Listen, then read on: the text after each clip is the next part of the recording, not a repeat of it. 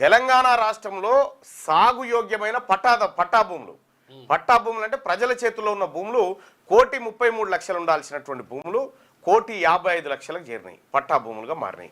అంటే ఈ పట్టా మిగతా 25 లక్షల భూములు ఎక్కడి నుంచి వచ్చినాయి?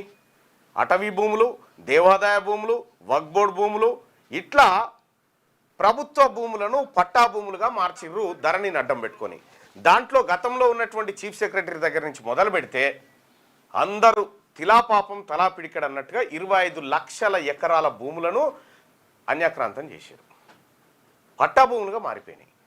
పోనీ కేసీఆర్ ఏమన్నా దళితులకు 3 ఎకరాల స్కీమ్ తీసుకొచ్చింది కదా, దాని కింద పంచింది అంటే కాదు, దాని కింద పంచింది ఏమి లేదు, ఉన్న భూములు గుంజుకున్నాడు.